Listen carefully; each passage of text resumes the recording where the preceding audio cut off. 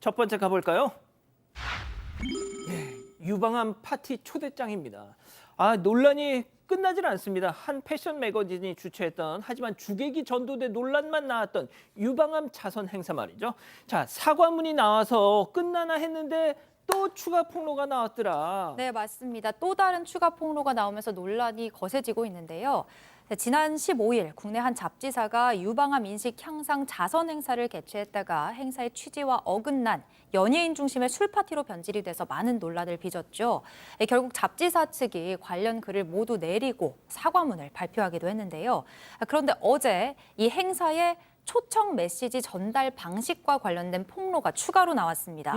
유튜버 신우가 자신의 SNS에 잡지사로부터 받은 행사 초대장을 공개하면서인데요. 초대장에는 톱스타들이 참여해 화제를 모았던 유방암 파티라고 행사가 소개돼 있었고요.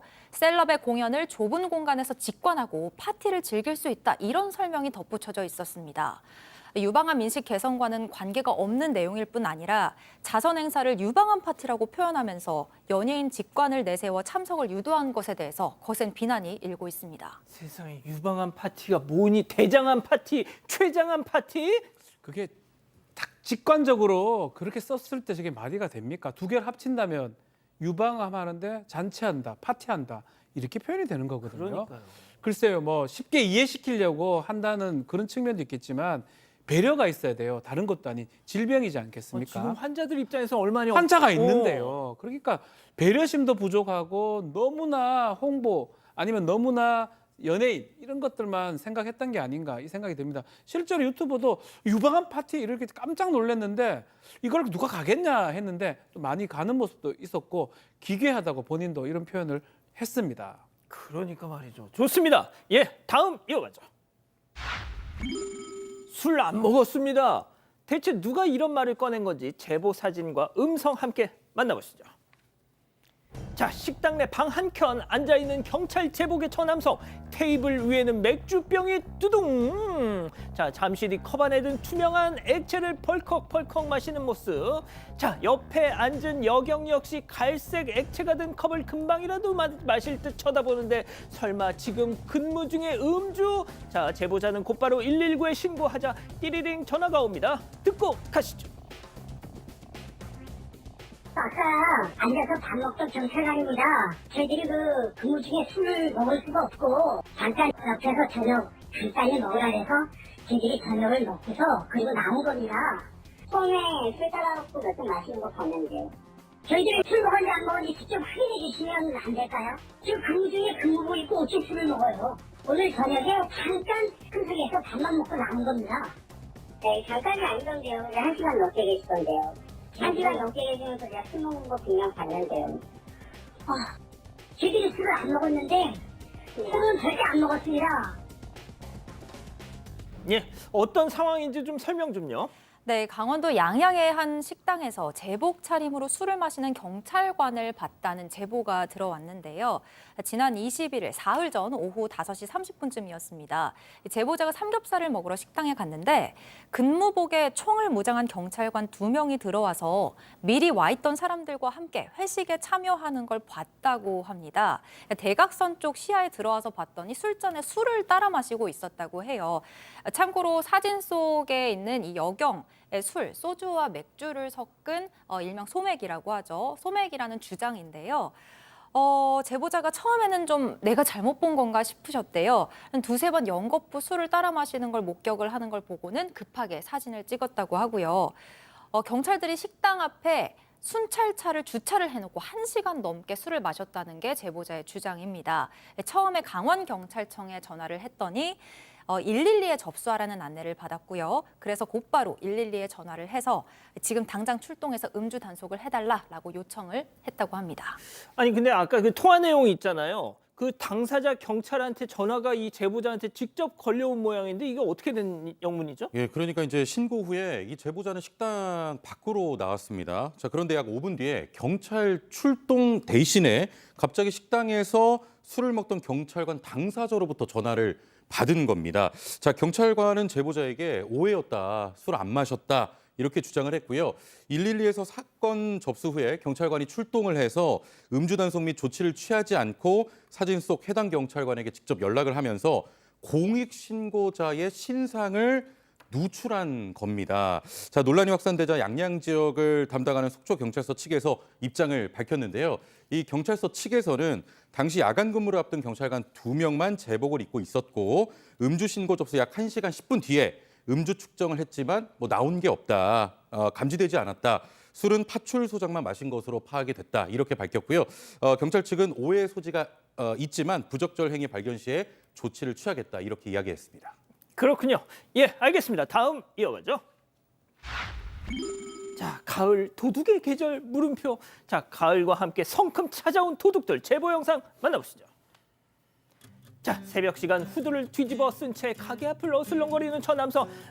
어디 보자. 자, 이리저리 화분을 구경한 뒤 다시 갈 길을 가나 했는데 백도에서 으라차차차차 커다란 화분을 들고 떠나갑니다. 자, 해가 뜬 오전 시간 매장 앞에 서 있는 두 여성. 한 여성이 말이죠. 슬금슬금 뒷짐을 지고 화분 쪽으로 어머, 이 화분 내 스타일. 자, 그러고는 수국 줄기를 잡고 뚜두두두두가 뿌리째 쑥 꽃은 인근에 버리고 화분만 챙겨 총총 떠나는데요.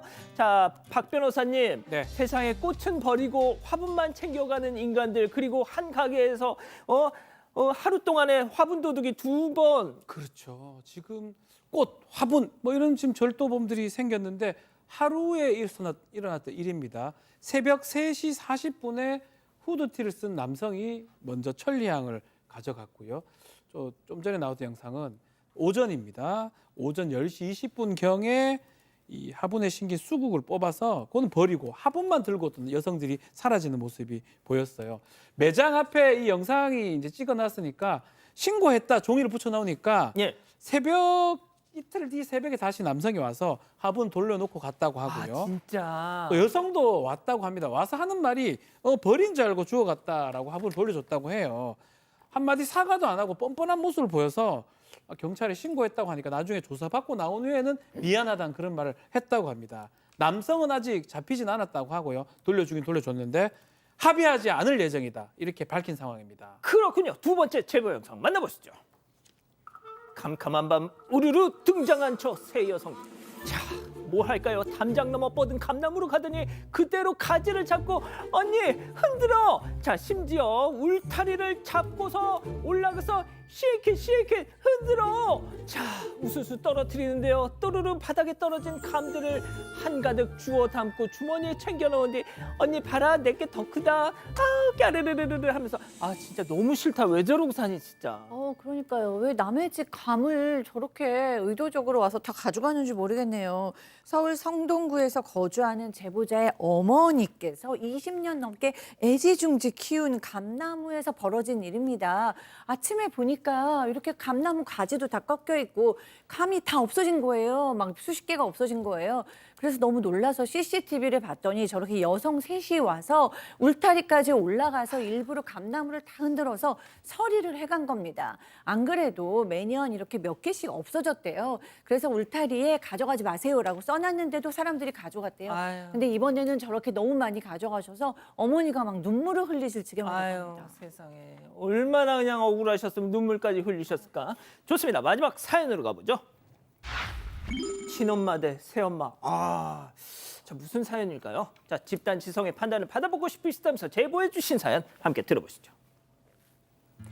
안녕하세요. 저는 결혼을 앞둔 30대 남성입니다. 부모님은 제가 20살 때 이혼을 하셨고 저는 재혼한 아버지와 함께 살았습니다. 친어머니보다 아버지 형편이 훨씬 더 여유로웠거든요. 새어머니께서 저를 친아들처럼 아껴주신 덕에 지금껏 잘 지내왔고 또 친어머니와도 틈틈이 연락을 하고 가끔 찾아뵈며 좋은 관계를 유지해 왔습니다.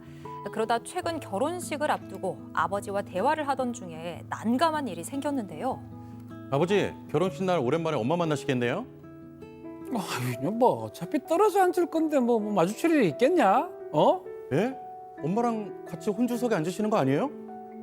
네 엄마가 혼주석에 왜 앉아? 지금 새엄마가 있잖아. 아유, 그래도 키워주신 정이 있는데. 아이고야, 너 지금 누구 집에서 누가 해준 밥을 먹고 사는지 니 잊어봤나? 그리고 새엄마가 니 결혼한다고 해준 게 얼만데, 야, 니 염치가 없냐?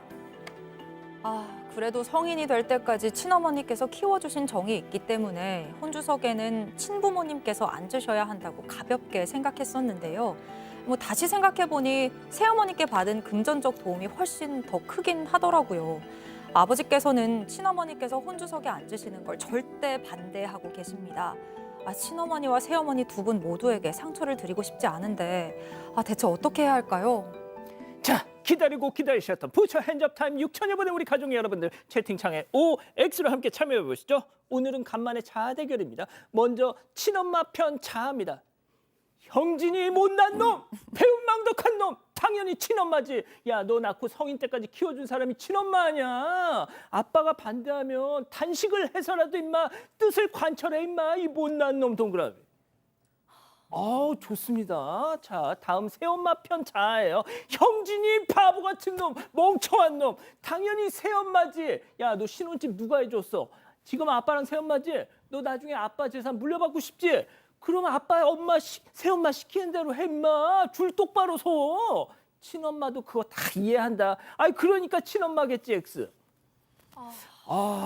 자, 일단 최영진 평론가님 죄송합니다. 와, 오늘 지금까지 한 것 중에 제일 어려운 것 같은데. 예, 제가 욕 많이 했죠. 이게 사실은 정답은 좀 없어 보입니다. 그래서 가장 중요한 게 이 아버지의 입장으로 보이는데, 아버지가 이제 새엄마랑 같이 앉고 싶다고 하면 그에 따르는 게 좀 맞을 것 같고요. 그래서 이제 결혼 전에 우리 신부 데리고 친엄마랑 식사하면서 그런 시간도 좀 갖고, 특히 이제 웨딩 촬영할 때 예를 들면 예복을 입은 모습을 또 친엄마가 보고 싶을 거 아닙니까?